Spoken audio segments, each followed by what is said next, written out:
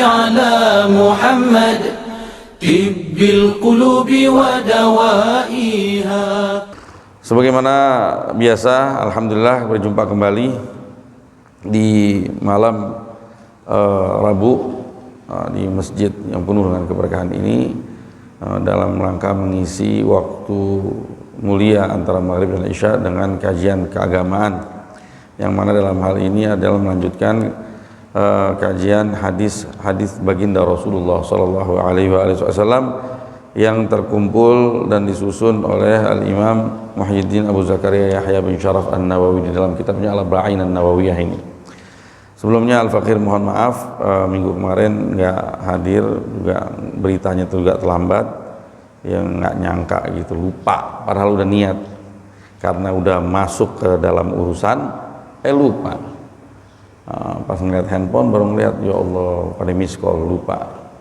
Al-Muhim mohon dibukakan pintu maaf yang sebesar-besarnya. Insya Allah ke depan senantiasa diberi taufik, diberi kegampangan dalam urusan, sehingga terus bisa istiqomah mengajar dan mengambil pelajaran di masjid yang penuh dengan keberkahan ini. Langsung saja kita pada malam hari ini beranjak ke kajian hadis yang berikutnya, yaitu al-hadis ar-rabi' wa thalathun, hadis dalam urutan yang ke-34. Ya, sebagaimana biasa, mari kita ambil keberkahan melalui pembacaan redaksi hadis baginda Rasulullah Sallallahu Alaihi Wasallam. Ikuti Al-Faqir. Bismillahirrahmanirrahim. Al-hadithur rabi' wa thalathun an Abi Sa'id Al-Khudri radhiyallahu anhu qala sami'tu Rasulullah sallallahu alaihi wa alihi wasallam yaqulu man ra'a minkum munkaran falyughayyirhu biyadihi fa in lam yastati' فبلسانه فإن لم يستطع فبقلبه وذلك أضعف الإيمان. رواه مسلم. بسم الله الرحمن الرحيم. الإمام Muhyiddin Abu Zakaria Yahya bin Sharaf An-Nawawi rahimahullah rahmatul abrar wa adama lana an-nafa' bi 'ulumihi wa bi asrarihi fid dharain amin, mengeluarkan sebuah hadis yang diletakkan pada urutan ke-34 di dalam bukunya Al-Arba'in An-Nawawiyah, yang mana hadis ini beliau riwayatkan dari para gurunya sampai kepada sahabatnya Nabi Muhammad SAW, seraya berkata an Abi Sa'id Al-Khudri, dari Abi Sa'id Al-Khudri. Abi Sa'id Al-Khudri, sahabat baginda Nabi yang bernama Abi Sa'id Al-Khudri. Sudah berlalu manaqib tentang Abi Sa'id Al-Khudri radhiyallahu taala anhu. Semoga Allah senantiasa meliputinya dengan keridhaannya. Qala, Abi Sa'id Al-Khudri berkata, sami'tu Rasulullah sallallahu alaihi wa alihi wa sahbihi wasallam sallallahu ala nabiyyikum Muhammad. Saya pernah mendengar sang utusan Allah Rasulullah sallallahu alaihi wasallam Muhammad ibn Abdullah yaqul, pernah bersabda, man ra'a minkum munkaran, siapa di antara kalian yang melihat kemungkaran, falyughayyirhu biyadihi, maka rubahlah kemungkaran tersebut dengan kekuatanmu, dengan tanganmu. Fa in lam yastati', tapi apabila dia tidak mampu dengan tangannya, fa bilisanih, maka rubahlah dengan lisannya. Fa in lam yastati' fa biqalbihi, dan apabila tidak mampu juga, maka rubahlah dengan hatinya. Maksudnya ingkar dalam hati, tidak rela kemaksiatan itu terjadi. Nanti akan kita lihat bagaimana tuh tingkat ketiga ini, apa aja sikap yang harus dilakukan. Iya, kalau memang hati sudah ingkar. Kalau hati ingkar pasti ada berwujud tindakan, ada tindakan gitu yang mewakili isi hati yang harus diperhatikan. Kalau memang benar-benar hati kita ingkar. Wadzalika adhaful iman, dan itu yang terakhir maksudnya itu merupakan paling lemah keimanan dibanding yang sebelumnya. Kalau sebelumnya itu menandakan keimanannya yang kuat. Itu secara zahir hadis baginda Rasulullah SAW yang kita terjemahkan letterless-nya. Insyaallah kita akan kaji kalimat demi kalimat, ya, dan kita akan mengangkat faedah demi faedah terkait hadis ini. Hadis diriwayatkan oleh Imam Muslim, rawahu Muslim. Jadi apa kata baginda Rasulullah sebagaimana didengar oleh Abi Sa'id Al-Khudri? Man ra'a, barang siapa yang melihat atau tidak melihat tapi mengetahui akan keberadaannya. Iya. Di antara kalian, salah satu di antara kalian, kemungkaran. Arti kemungkaran apa? Sesuatu yang diingkarkan oleh siapa? Oleh syariat. Mungkar dalam kacamata syariat, walaupun mungkin nggak mungkar dalam kacamata bajingan. Iya. Jadi mungkar dalam kacamata syariat. Wa yuqabbihuhu, dan syariat menjelekkan perkara tersebut, ya, menganggap perkara tersebut jelek. Fal yughayyiruhu, maka singkirkanlah, lenyapkanlah, berhentikanlah, ya, upayakanlah agar kemungkaran tersebut tak terjadi. Berhentikan, ya. Biyadihi, dengan tangannya. Tangan di sini kekuatannya, powernya, ya. Secara wajib, hukum ini wajib, ya. Hukum ini wajib orang perorangan. Kalau memang cuman dia yang tahu akan hal tersebut. Di kampung ada rumah yang biasa dipakai sama orang keluar masuk, perempuan berganti-ganti. Kedengeran pesta sampai keluar, nanti akan kita ketahui. Nah, kita tahu, yang lain nggak tahu. Wajib kita, ya, bertindak. Apalagi kalau yang dengar nih kepala RT lagi misalkan. RT punya kekuatan. RT punya kekuatan. Kekuatan mereka siapa? Masa masyarakatnya. Iya. Ajak masyarakatnya untuk berunding bagaimana caranya menghentikan itu. Iya. Nanti akan kita lihat. Wajib dia. Wa kifaiyan, tapi wajib secara kifayah. Ya, insyarakahu ghairu, kalau memang ada orang lain yang mengetahuinya dan udah ada yang bertindak. Alhamdulillah udah ada yang mewakili. Nah, tapi tanpa harus memaksa diri untuk memata-matai. Iya, meneliti, mengorek-ngorek, apalagi mendobrak rumah. Iya. Artinya nggak bisa kita hanya bermain dengan prasangka. Hanya bermain dengan prasangka langsung kita ngambil tindakan.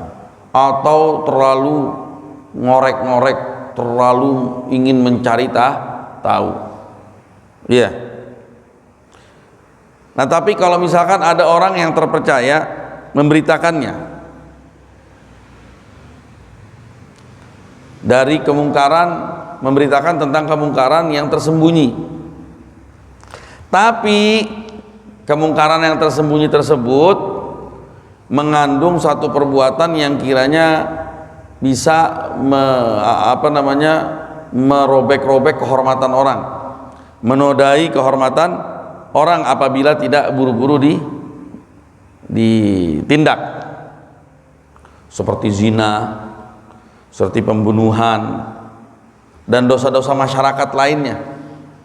Iya, yang dampaknya tuh ngefek yang lain. Kalau memang seperti ini dan tersembunyi, harus ditindak. Boleh didobrak pintu, boleh didobrak pintu, wajib. Kalau dengeran ada upaya, ada rencana pembunuhan, ya, mau dilakukan oleh orang di dalam rumah secara diam-diam, ada buktinya, ada kabar dari orang yang terpercaya. Nah, karena di situ maksiatnya walaupun tersembunyi, tapi maksiat tersebut adalah ada kaitannya dengan menodai kehormatan orang, hatta tersembunyi harus didobrak. Kecuali dia dosa sendiri. Ya. Misal ada apa namanya disebutnya, kebiasaan, kalau bahasa Arab al-adah as-sirriyah. Al-adah as-sirriyah betul Ustaz kalau bahasa kita ini. Iya, kebiasaan di kamar mandi. Ketahuan temennya ada yang tahu, ini orang biasa begitu. Pas kebetulan dia lagi mandi. Nah, jam segini dia lagi mandi, ini gue mau dobrak. Mau dilihat sabunnya habis gak? Ini dosa nih. Bertaubat sama Allah Subhanahu wa taala, tubna ilallah. Bilang begitu. Tapi ini dosa, nggak ada sangkut pautnya sama merusak kehormatan orang. Dan tersembunyi di dalam kamar mandi, belum ketahuan, belum jelas. Cuman kita tahu nih orang biasa, tapi belum tentu pas lagi mandi saat itu. Iya enggak? Itu bukan urusan kita. Nggak boleh. Tidak boleh cari tahu, apalagi ngintip.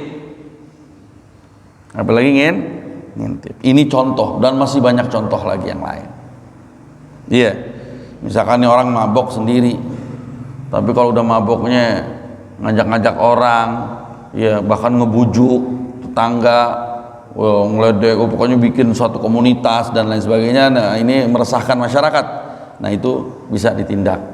Ya, perjudian, kalau dia di dalam keluarga dia, tapi kalau udah melibatkan banyak masyarakat, banyak yang pilot gara-gara perjudian tersebut. Banyak istri-istri yang ribut sama suaminya gara-gara komunitas perjudian tersebut. Nah, itu kita tindak walaupun sifatnya tersembunyi kalau diyakini akan keberadaannya. Iya.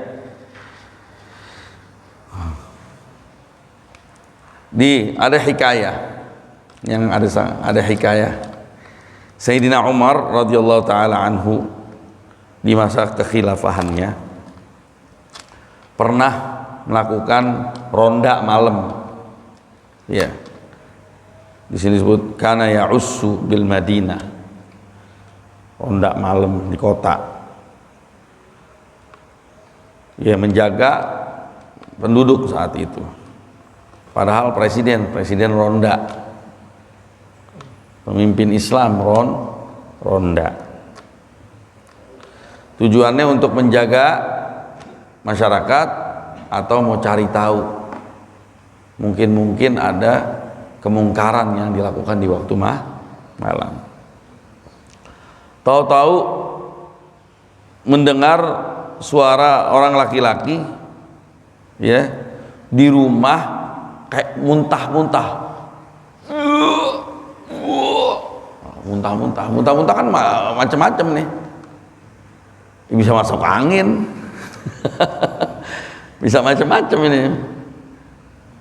Nah, Sayyidina Umar penasaran. Dia manjat di apa namanya? Dia punya pagar tuh, dipanjat, dilihat. Tahu-tahu dilihat di situ ada seorang perempuan dan ada botol minuman keras. Oh, berarti muntah-muntah gara-gara minuman keras tuh. Sayyidina Umar langsung masuk dan berkata, "Ya aduwallah, wahai musuhnya Allah, adhananta anna Allah yasturuk wa anta ala ma'asiyatih?" Apakah engkau menyangka bahwa Allah akan menutupi dirimu sedangkan engkau bermaksiat kepadanya? Maksud lu ketahuan lu sekarang, lu jangan nyembunyi-nyembunyi maksiat sama Allah terus Allah nutupin dirimu gitu.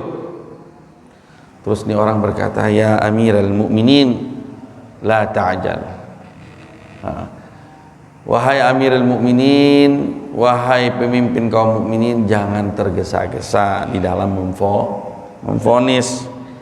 Fa in kuntu asaitullah fi wahidah, kalaupun benar ternyata saya bermaksiat kepada Allah dalam satu perkara, satu jenis maksiat, faqad asaita anta fi thalath, engkau telah bermaksiat kepada Allah menyangkut 3 perkara. Saya sekali maksiat saya. Kalau antum wahai mukminin, maaf, dapat 3 kali dosa yang antum lakukan per hari ini. Qala wa ma hunna, apa itu 3 maksiat yang menurut Anda saya lakukannya? Qala tajassasta, engkau telah apa? Memata-matai, ngorek-ngorek, nyari tahu. Bahasa yang lain apa lagi enaknya? Ya pokoknya yang ngintip atau enggak memata-matai umat orang beriman. Kalau mata-matain musuh nggak apa-apa, musuh orang kafir memang lagi momen perang. Ya, ini memata-matai orang beriman.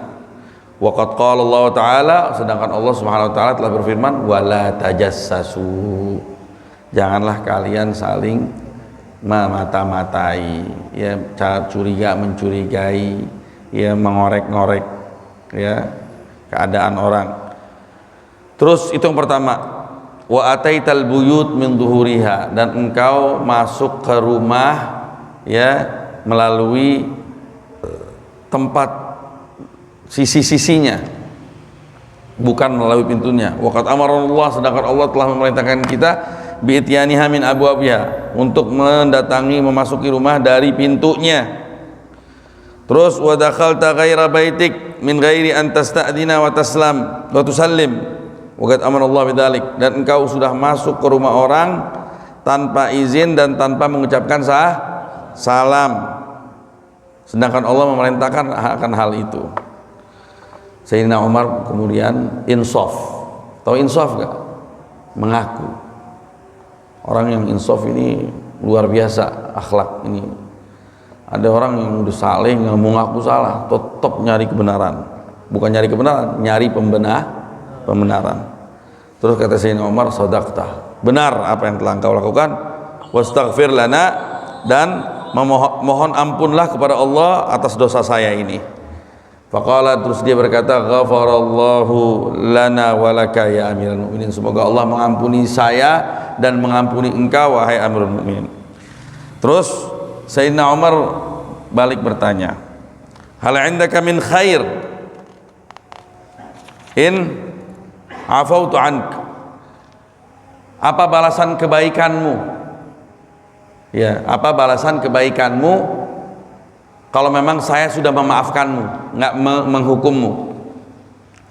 Terus beliau berkata, si orang ini, na'am wallahi ya Amiral Mukminin, la'in afauta anni la a'udu limithliha abadan. Ada balasannya ya Amirul Mukminin. Karena engkau sudah memaafkan saya nggak mau mengulang lagi maksiat ini selamanya. Nah, ini kebaikan yang saya mau berikan kepada engkau wahai Amirul Mukminin. Akhirnya fa'afa anhu, akhirnya Amirul Mukminin pun memaafkannya, tidak menghukumnya, wa kharaja wa tarakahu, keluar dan meninggalkannya. Ya, itu begitu. Jadi kita nggak boleh mentang-mentang wah baru pulang dari pesantren, wah lagi sedang taat-taatnya, wah ngomelin orang aja, wah rumah orang didobrak-dobrak, dicari-cari kesalahan orang, ya, diintip orang, nggak boleh itu semuanya. Itu jadi dinukil dari Imam Al-Ghazali, nukil an Al-Ghazali annahu qala, bahwa Imam Al-Ghazali pernah berkata, la yajuzu istiraqus sam' ala darin liyasma'a sautal autar. Tidak boleh berusaha mendengar, nguping, ya, berusaha nguping ke rumah orang kali-kali orang tersebut lagi main musik yang diharamkan. Misalkan ada beberapa alat musik yang diharamkan menurut ulama ahli fikih, iya. Terus nggak boleh kita nguping selagi dia nggak kedengeran, keluar, jangan maksa nguping. Apalagi masuk ke rumah tersebut tujuannya untuk menyaksikan maksiat, melihat, memastikan akan adanya maksiat. Kecuali kalau memang tampak suaranya atau enggak gelagatnya atau gimana yang bisa diketahui oleh orang-orang yang ada dari luar rumah. Ya, contohnya kayak suaranya sampai keluar, suara alat Allahu, atau enggak suara-suara mabok, ya, indikasi mabok, orang-orang mabok kedengeran. Nah, ini lain urusan, kayak tadi deh kasusnya, iya. Nah, tapi ingat, kalau antum punya power, antum punya kekuatan, antum wajib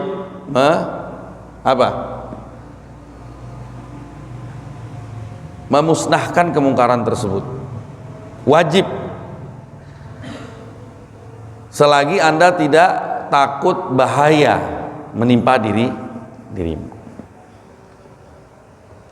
Misalkan yang kita mau grebek pentolan kampung, wah, betato, niannya banyak lagi, cuman dia berani sendiri, nggak ada urusan. Wah,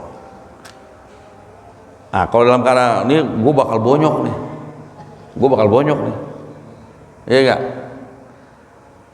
Nah, nggak wajib, tapi sunnah. Lo mau siap bonyok, lo jalan. Siap bonyok, jalan. Baliusan wala yunafihi qaulu ta'ala wala tulqu bi aydikum ila tahlukah. Tapi karena kan ada ayat yang bunyinya jangan menyodorkan dirimu ke kehancuran, ya, ke kebinasaan. Ini nggak ada sangkut pautnya sama perkara meninggalkan memusnahkan kemungkaran, karena ini ayat khusus kepada selain membinasakan kemungkaran. Kalau urusan kemungkaran, bonyok juga nggak apa-apa, dapat pahala. Gitu. Makanya salafun saleh itu nggak peduli, banyak cerita dari mereka yang mereka dalam menyingkirkan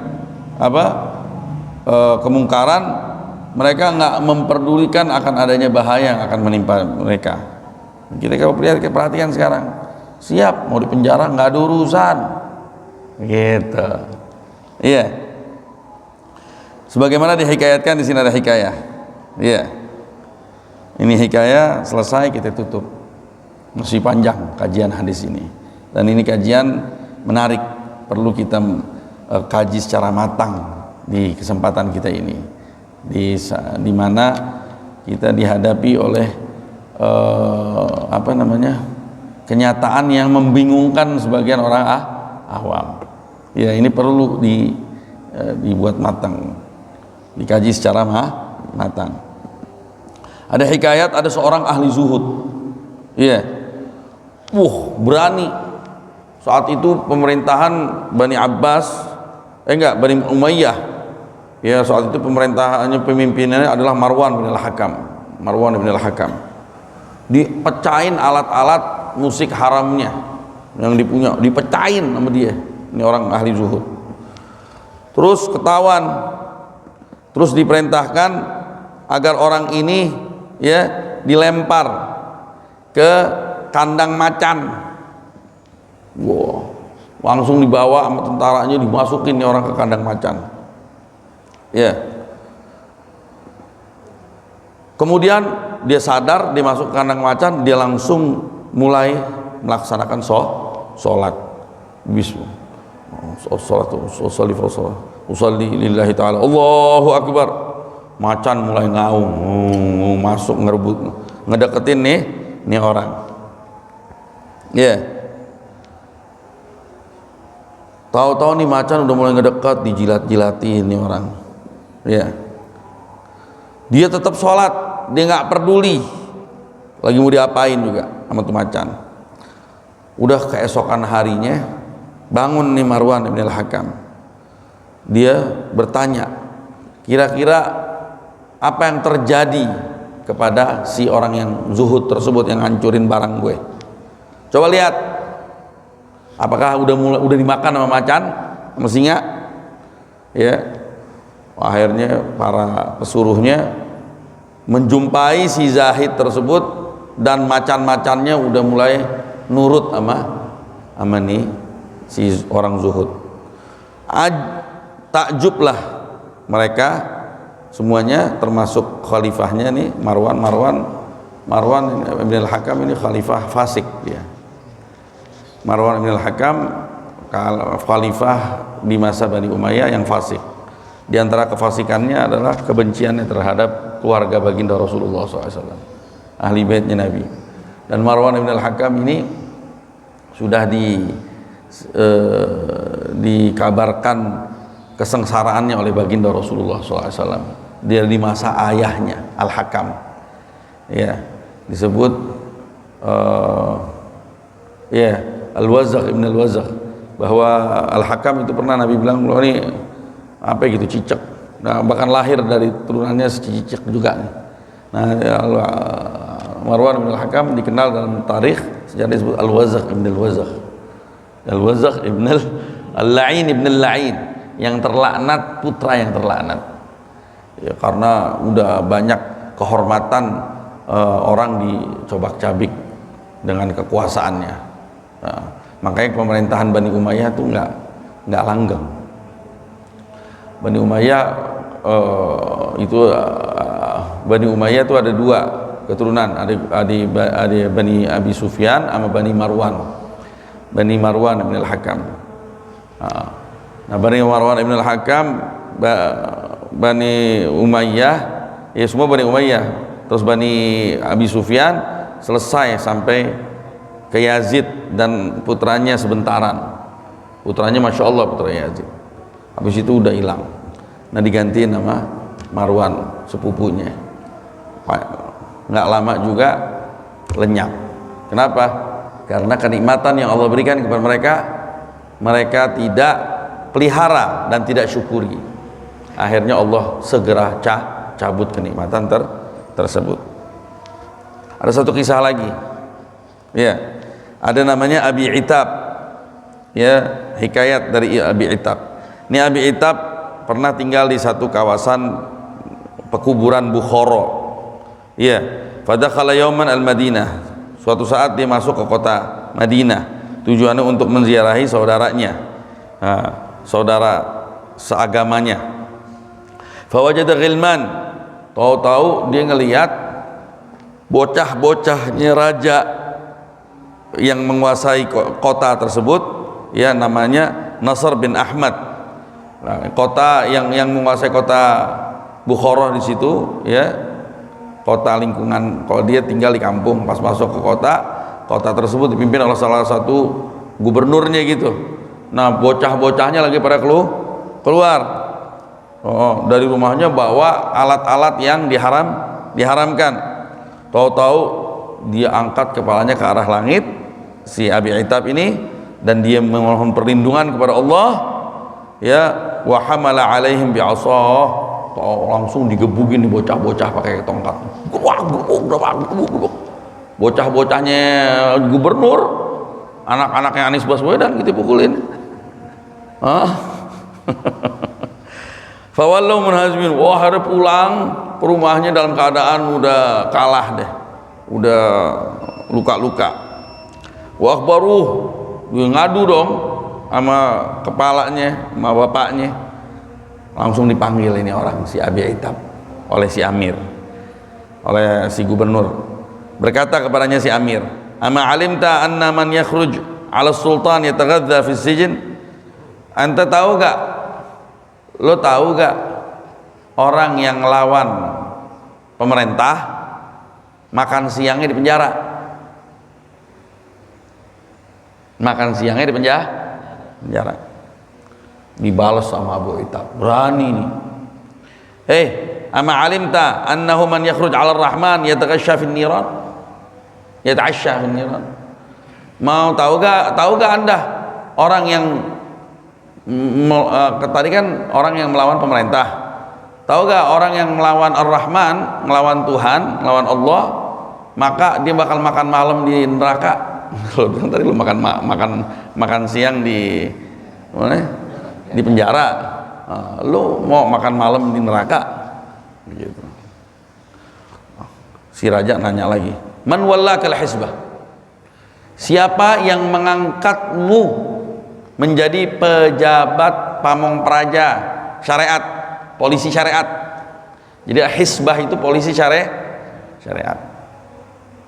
ya, polisi syariat. Di negara yang berasaskan Islam harus ada polisi syariat. Contohnya di Aceh sono. Nah, makanya di kota-kota yang enggak berdiri atas asas syariat, akhirnya sebagian ormas menyatakan dirinya saya ahli hisbah, walaupun nggak diangkat. Tapi kepandaian golongan ini, ya, dia nggak melakukan tindakan sebebas orang yang memang diberi mandat sebagai ahli hisbah. Jadi dia bukan merasa diri sebagai ahli hisbah yang diangkat oleh pemerintah, karena nggak bisa. Yang namanya polisi harus diangkat oleh pemerintah. Makanya kan banyak juga dikritik, kan ini ngapain kamu menjadi ahli hisbah, kan udah ada tugasnya. Yang ngemban siapa? Polisi. Pamong praja itu mereka berwenang untuk menindak. Kalau kalian nggak berwenang untuk menindak, gitu kan? Akhirnya ormas ini, ya, menjawab bahwa ya si yang berwenang untuk melakukan tindakan akan hal ini tidak melakukan tugasnya, bahkan mereka sendiri melakukan kemungkaran. Jadi perlu ada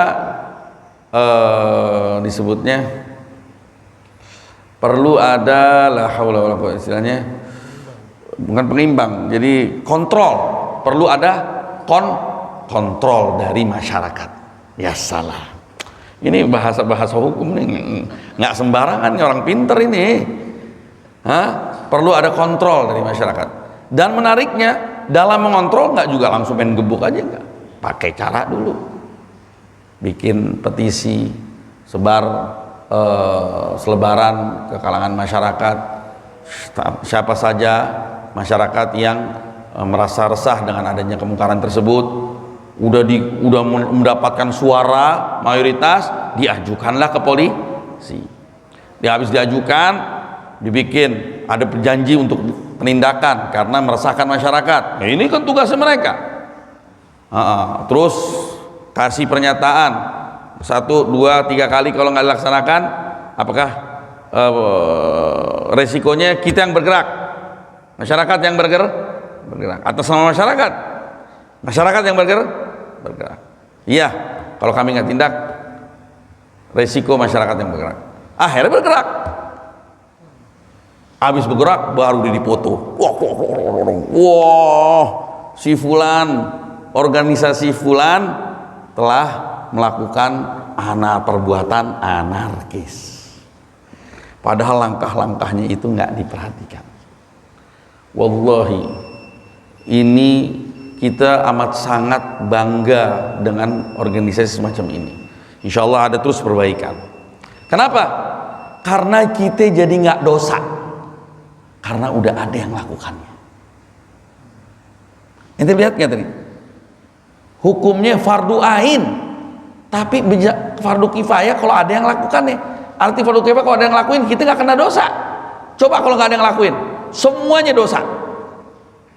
Makanya jangan sembarangan. Kita ini kadang-kadang denger berita sono, berita sini, teliti, cari tahu bagaimana langkahnya. Yang jadi masalah, yang permasalahkan oleh mereka-mereka ini, ya karena lahan-lahan mereka, kesenangan-kesenangan mereka hilang. Padahal itu keinginan masyarakat. Kita ini yang berkuasa masyarakat, cuman masyarakatnya begitu, bisa dibayar, itu yang repotnya. Iya. Terus katanya begitu, man wallakal hisbah, siapa yang mengangkat kamu sehingga kamu semenang-menang main pukul-pukul aja, gitu kan? Karena anarkis nih, tindakan Abi Itab nih, anak gue dipukul-pukulin. Terus wallanil khalifah, yang ditanya balik, terus yang ngangkat lo jadi gubernur siapa? Dijawab, wallanil khalifah, pimpinan tertinggi yang mengangkat saya jadi gubernur.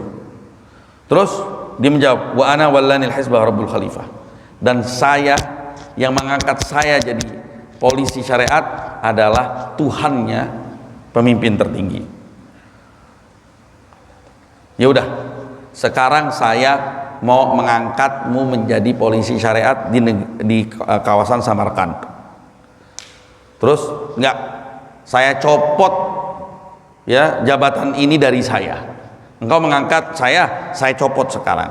Ajib, sungguh menakjubkan perkaramu.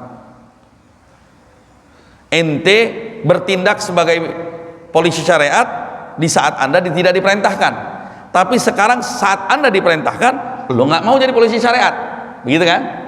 Aneh loh, kata si gubernur. Terus kenapa katanya dijawab? Kenapa? Karena li'annaka idza wallaitani azaltani. Karena apabila engkau yang mengangkat, suatu saat engkau bisa copot saya.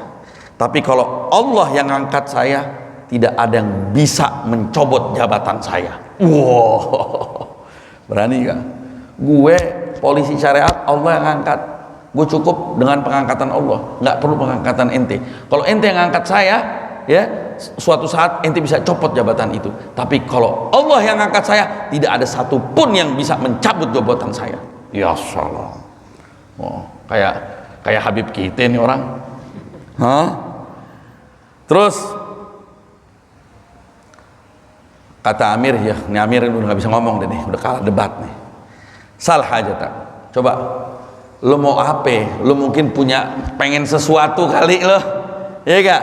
Lo nih bertindak begini kali lo pengen duit dari gue, lo kayaknya ada maslahat gitu maksudnya. Ormas bergerak begini, itu ada orang-orang kuat di belakangnya tuh, ada orang-orang kuat tuh, ada maslahat tuh, ada partai politik tuh yang danain, gitu kan? Ya kata Khalifah, coba mungkin lo punya hajat. Terus dijawab, hajati antarudda alaihi syababi, hajat saya kepadamu kembalikan masa muda saya. Terus laisa dzalika ilayya, itu bukan tugas saya. Dijawab lagi, hajat saya ente tulis surat ke penjaga neraka, jangan sampai menyiksa saya. Laisa dzalika ilayya, itu bukan urusan saya. Ditanya lagi, hajat saya, dia memohon lagi, hajat saya ente tulis surat kepada penjaga pintu surga, suruh masukkan saya ke surga. Laisa dzalika ilayya, itu bukan wewenang saya. Terus dibilang, fa ana ma'ar rabb alladhi huwa malikul hawaij kullaha.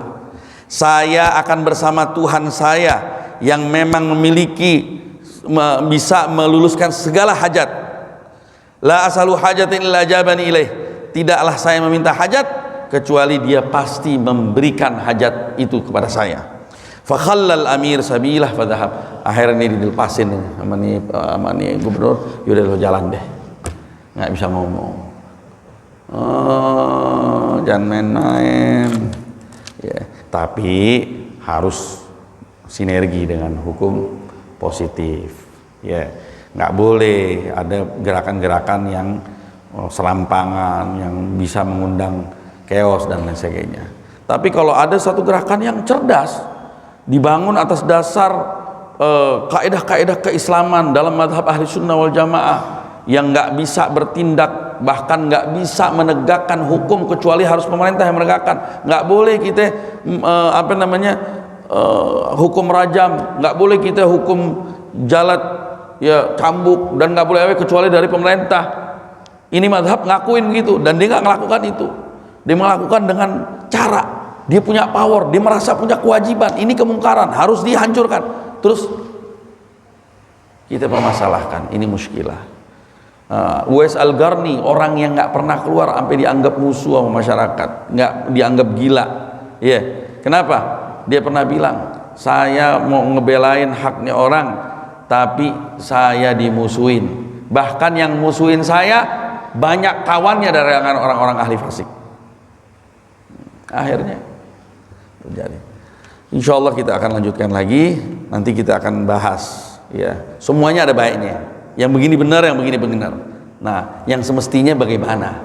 Nah, itu nanti. Nah, memang konsekuensinya ada gerakan baik, bagus, tapi akhirnya ada yang ngikut-ngikut yang nggak benar nih. Ada yang nunggangin. Nah, ini bahayanya nih. Nunggangin dan lain sebagainya. Emang repot. Ya, itu nanti akan kita bahas pelan-pelan, insya Allah.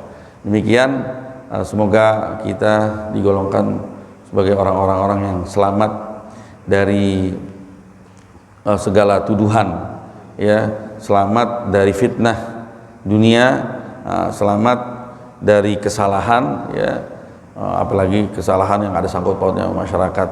Semoga kita digolongkan sebagai orang-orangnya Allah yang punya keberanian di dalam menegakkan amar ma'ruf nahi munkar, ya, semampu kita, sebisa kita. Paling tidak kita mengingkari dengan hati kita akan kemungkaran tersebut. Demikian, kurang lebihnya mohon maaf. Wabillahi taufiq wal hidayah wal afu minkum. Wassalamualaikum warahmatullahi wabarakatuh. Allahumma salli ala Muhammad tibbil qulubi wa dawaiha.